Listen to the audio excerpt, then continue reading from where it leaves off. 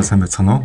2026 оны драфтаар дээгүүр сонгогдох тоглогчдыг цуурлаар танилцуулж байгаа 12 дахь дугаар маань эхлэхэд бэлэн боллоо. За энэ удаагийн дугаартаа Испани тоглогч Эдай Мараг танилцуулахаар бэлдлээ. За тэрээр 2005 он төрсэн тоглогч одоо 21 настай. Junior буюу одоо NCAA-д 3 дахь жилдээ тоглосон тоглогч байгаа. За тэрээр Испанийнхаа Зарагоса гэд хотод төрсэн төвийн байрлалын тоглогч байгаа. Биеийн өндөр нь 7.3 буюу 2 м 21 см өндөртэй.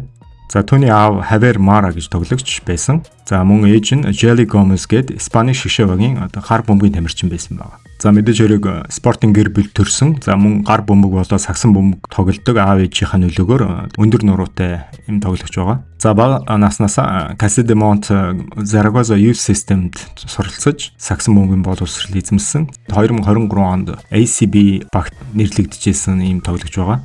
За тэр жилдээ 2023 онд UCLA-д суралцахаар ирсэн байгаа. За 2023 оноос 25 оны үеэрэлд тэрээр UCLA-д 2 жил сурсан байгаа.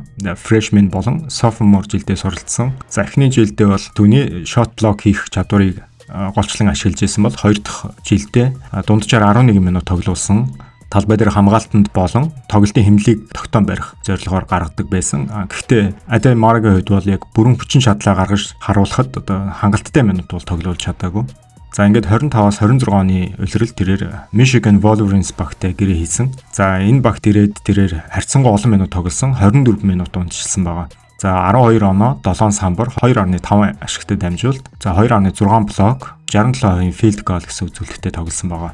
За тэрээр энэ улирал нь маш амжилттай дуусгасан. NCAA турнаментын авраг болсон. За мөн Big Ten Conference-ийн шилдэг хамгаалалтын тоглогч болсон. За мөн конференсийнхоо бүх 3 дугаар багт нь нэрлэгдсэн, бас хамгаалтын багт нь нэрлэгдсэн байна. Michigan Wolverines багт тоглоод нэг улиралд 103 блок хийсэн гэдэг рекорд бүртгүүлсэн байна. За NCAA турнаментод түүний тоглолт нь бол илүү сайжирсан, 15 оноо дунджилсан, 77% free throw шийдсэн байгаа. За Эдай Мараг өмнө NBA тоглож байсан Andrew Bogutтай харьцуулж байгаа. За мөн бас 2 жилийн өмнө орж ирсэн Donovan Clinganтай бас харьцуулж байгаа. Тоглолтыг найруулах чадвараараа бол Pau Gasolтай жишигдэж байгаа.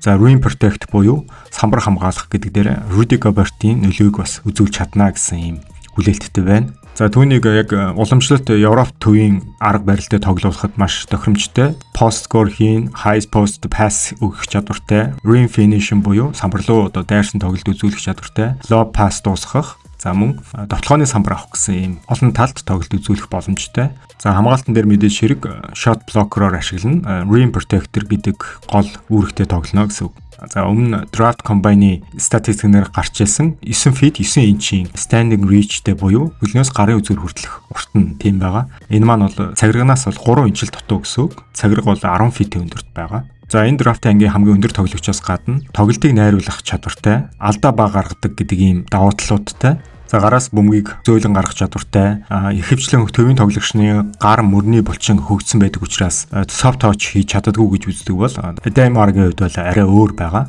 Тоглолтын сул талаас нь гэвэл хөлийн хөдөлгөөн сайжруулах шаардлагатай. Мэдээж өндөр тоглогч учраас жижиг тоглогчийг хамгаалахад асуудал үүснэ. За мөн perimeter coverage хийх дээр асуудал үүснэ. За түүнийг сүүлийн 2-3 жилийнх нь өсөлтөөс нь харуул хөгжих боломжтой тоглогч гэж харж байгаа. Яг одоогоор лотерей сонголтод сонгогдно гэсэн баталгаа байхгүй ч гэсэн лотерей сонголтод орох хид хідэн шалтгаан байна.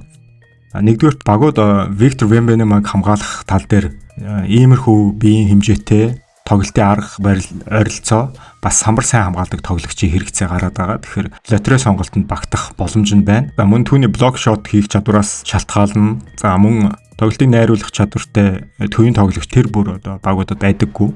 За ингээд энэ зууны хамгийн эрэлттэй байж болох төвийн тоглогчийг танилцууллаа. Баярлалаа.